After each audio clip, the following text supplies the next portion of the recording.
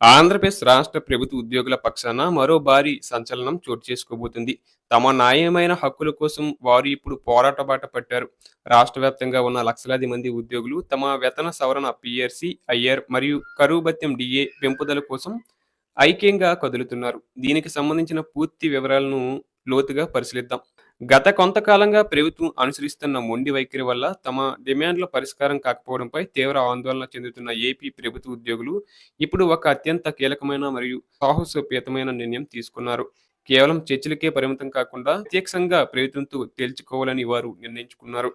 వేతన సవరణ సంఘం నివేదిక అమలుతో పాటు పెండింగ్లో ఉన్న డిఏల పెంపు మరియు గత రెండేళ్లుగా ఊసేలేని ఐఏఆర్ బకాయిల కోసం వారు రాష్ట్ర ప్రభుత్వానికి స్పష్టమైన అల్టిమేటం జారీ చేశారు.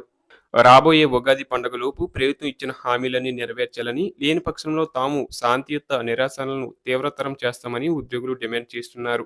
ఈ 2 సంవత్సరాల పాలనా కాలంలో ప్రభుత్వం ఉద్యోగ వర్గాలకు చేసేదేం లేదని, ప్రతి విషయంలోనూ తమను మోసం చేస్తూ వస్తున్నారని ఉద్యోగులు తీవ్ర ఆగ్రహం వ్యక్తం చేస్తున్నారు. ప్రభుత్వ యంత్రాంగంలో కీలకమైన మాకు పీఆర్సీ లేదు, ఆర్థిక ఊరటనిచ్చే ఐఆర్ లేదు, అసలు పెండింగ్ బకాయిల గురించి అడిగితే సమాధానమే లేదని వారు తమ ఆవేదనను వెళ్లగక్కారు. ఒక ఉద్యోగి రిటైర్డ్ అయిన తర్వాత కూడా తన సొంత డబ్బు కోసం ప్రయత్నం చుట్టూ తిరగాల్సి రావడం అత్యంత బాధాకరమైన విషయమని వారు గుర్తు చేశారు. తాడిపల్లిలోని ప్రభుత్వ ఉద్యోగుల సమైక్య కార్యాలయంలో జేఏసీ అమరావతి రాష్ట్ర చైర్మన్ బొప్పరాజు వెంకటేశ్వర్లు మరియు ప్రభుత్వ ఉద్యోగుల సమైక్య అధ్యక్షుడు వెంకటరామరెడ్డి అత్యవసరంగా సమావేశమై మీడియాతో మాట్లాడారు.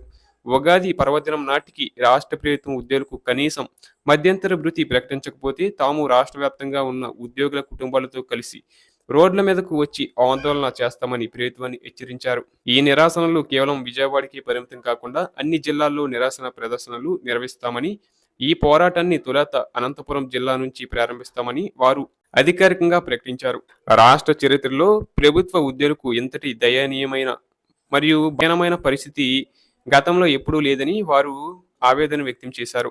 ఒకవైపు సామాన్య ఉద్యోగులు తమను నిలదీస్తుంటే వారికి సమాధానం చెప్పలేక ఉద్యోగ సంఘ నాయకులుగా తాము ఎంతో ఇబ్బంది పడుతున్నామని వారు వాపోయారు. వేతన సవరణ అనేది ఉద్యోగులకు క్రమం తప్పకుండా రావాల్సిన హక్కు అని, అది రోజు రోజుకు దూరం అవుతుందనే ఆందోళన ప్రతి ఒక్కరిలో నెలకొంది. గతంలో ఏ ప్రభుత్వం అధికారంలోకి వచ్చినా మొదటి 2 నెలల్లోనే ఐఆర్ ప్రకటించే సాంప్రదాయం ఉండేదని, కానీ ఈ ప్రభుత్వం వచ్చి 2 ఏళ్లు అవుతున్నా ఐఆర్ ఊసే ఎత్తకపోవడం చరిత్రలో ఇదే తొలిసారని వెంకటరామరెడ్డి గుర్తు చేశారు.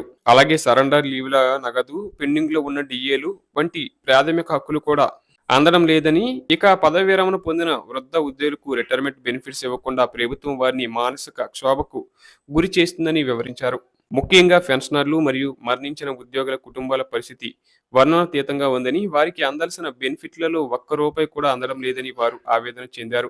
కనీసం వైద్య ఖర్చులకు కూడా డబ్బులు లేక రిటైర్డ్ అయిన వారు తమకు రావాల్సిన బెనిఫిట్లు తీసుకోకుండానే కన్ను మూస్తున్నారని వెంకటరామరెడ్డి వెల్లడించారు. ప్రస్తుతం రాష్ట్ర ప్రభుత్వం ఉద్యోగులకు సుమారు 30,000 కోట్లు, పెన్షనర్లకు 10,000 కోట్లు చొప్పున మొత్తం 40,000 కోట్ల రూపాయలు బకాయి పడిందని వారు లెక్కలతో సహా వివరించారు.